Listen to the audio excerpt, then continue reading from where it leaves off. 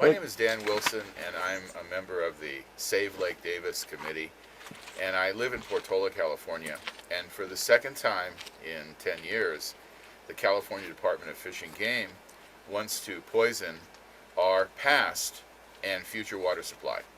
When it was poisoned in 1997, we went offline, and our town was put on a series of wells that are high in arsenic content, which is a cancer-causing natural element.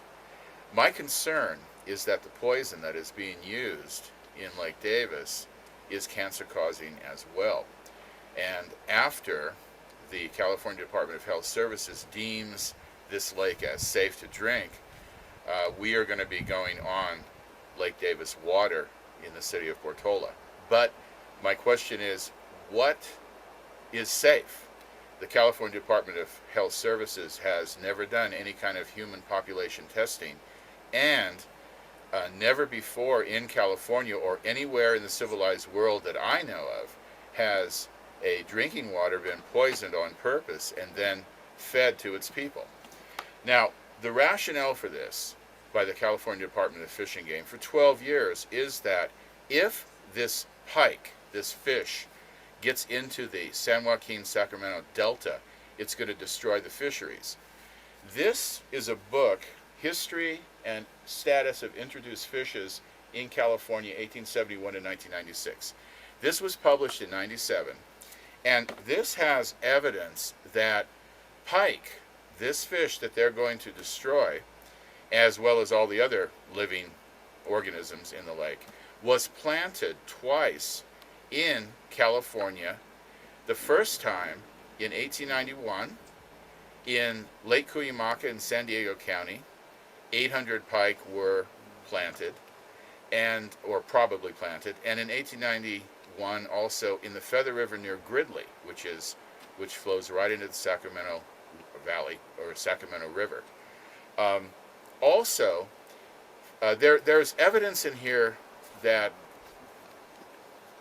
shows that the fish biologist at the time, his name was David Starr Jordan. David Starr Jordan was not infallible, and these are the quotes of William Dill and Arlo Cardoni, who wrote this book. They say that he made many mistakes. He was a competent fish biologist in many regards, but that he made many mistakes in identification of fish. Secondly, in 1891, these fish were brought from Illinois, and the baby pike commonly were called grass pickerel by the fishermen in Illinois at that time. Also, in Lake Cuyamaca, there were fish that were caught, supposedly, that were 2 pounds in size. Now, grass pickerel grow to this size. This is a ruler that is 30 centimeters long. The grass pickerel and the pike are long fish, long, thin fish, basically. It's not possible that a grass pickerel is going to weigh 2 pounds, but it is very possible that a pike is going to weigh 2 pounds. David Starr Jordan, according to these two men, misidentified the fish as grass pickerel. There's a fourth reason that probably Fish and Game planted pike in the Feather River and in the Sacramento River. And that reason is that when the fish were introduced in Lake Cuyamaca in San Diego County, the headline of a local newspaper stated that 800 pike planted.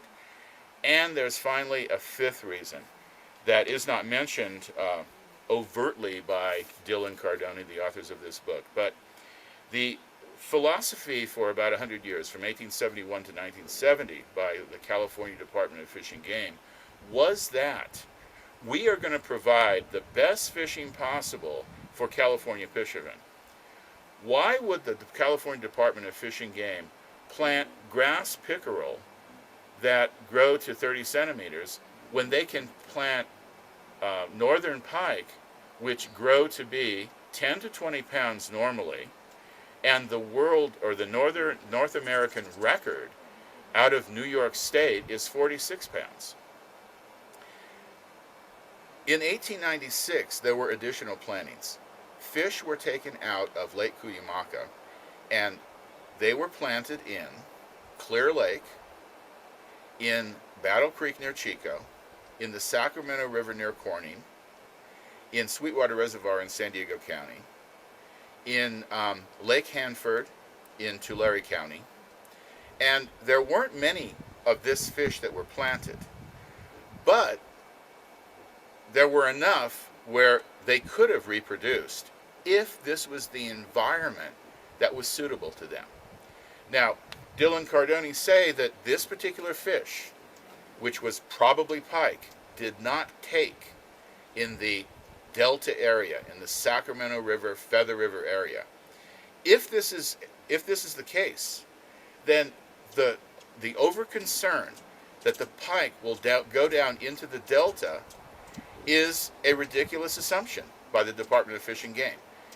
Therefore, there was no reason to poison Lake Davis in 1997, and there is further no reason to poison Lake Davis in 2007, which I reiterate is going to be turned into our drinking water again after the California Department of Fish and Game deems it safe.